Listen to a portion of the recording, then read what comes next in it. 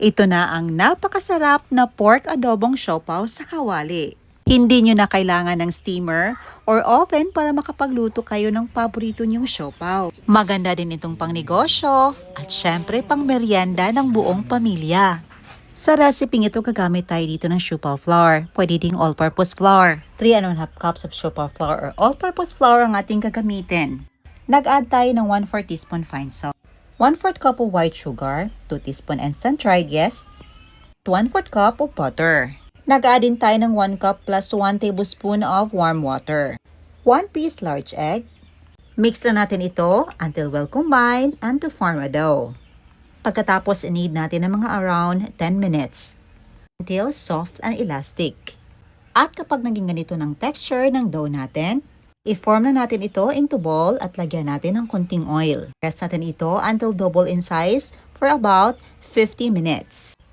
Sa recipe ito, gagamit tayo ng leftover na adobo na niluto natin. Ito yung adobo with pineapple. Sa ating non-stick pan, nag-add tayo ng mga around 1/4 cup of pork adobo fat. Extract natin ang oil nito at gisahin ang 3 chunks of garlic. Pagkatapos, nag-add tayo ng 3 teaspoon of white sugar. Wait until the sugar caramelize and i-add na natin ang 1 1/4 cups of shredded pork adobo meat.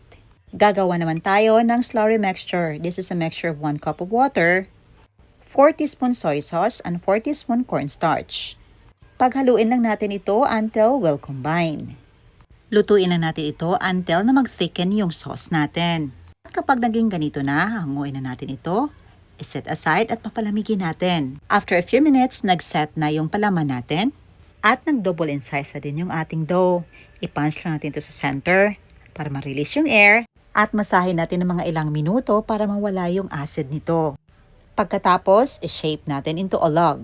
I-cut natin ang dough into desired sizes. Nasa sa inyo din yun kung gaano kalaking siopaw ang gagawin nyo. Sa akin, mga around 50 to 80 grams ito. Pang negosyo, mas maigi na timbangin nyo. Para pantay-pantay ang laki nito. After nating mas-slice ang dough, nilagay ko sa isang bowl at tinakpan natin ito ng malinis na tela para hindi mag-dry ito. Pagkatapos, i-ready na natin ang ating palaman. Dust lang tayo ng konting flour at dagan na natin ng rolling pin ang ating dough. Lagyan na natin ito ng palaman. Make sure na katamtamang dami lamang yung hindi aapaw ang ating siopaw. Add tayo ng boiled egg. At i-seal na natin ito. Pagkatapos ma-seal, ilagay na natin sa ating papel de hapon na kinat natin. Uulitin lang natin ang paglagay ng palaman sa mga dough until na matapos. Pagkatapos, i-rest for about 15 to 20 minutes para tumubo naman ito. And after 20 minutes, ready na para lutuin sa ating kawali. Pipreheat muna natin ito ng mga around 3 to 5 minutes. Pagkatapos, isalang na natin ang ating mga buns ng paisa-isa. Mga 4 na buns lang ang kasya sa ating kawali. Takpan natin ito at lutuin for about 7 minutes over low heat.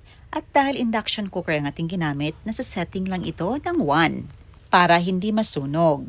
And after 7 minutes, baliktarin naman natin ito para maluto naman yung other side nito. Takpan natin at lutuin for another 6 to 7 minutes. Sa puntong ito, ang bango na talaga ng siopaw natin, freshly baked. At ito na, ready to serve na ang ating napakasarap na pork adobong baked siopaw sa kawali. O diba?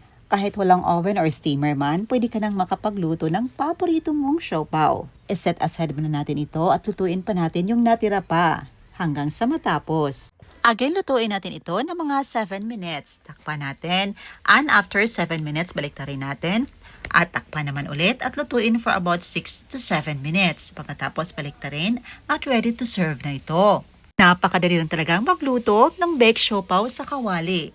Excited na tayong tikman ito. Medyo mainit-init pa to. Freshly baked. Kayo ba, ano bang paborito nyong palaman sa siopaw? Dahil para sa akin, pork adobo talaga with boiled egg at masarap.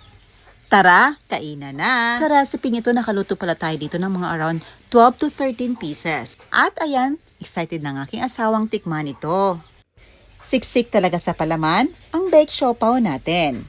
At talagang mabubusog ka sa isang buwan lang dahil hindi tinipid yung palaman natin. Samahan pa yan ng paborito mong inumin. Perfect talaga ang merienda ng buong pamilya. Ayan lang po, salamat sa iyong panonood at sa walang sawa niyong suporta from Luzon, Visayas, and Mindanao. See you in my next vlog. God bless you all and stay safe everyone. Bye and enjoy!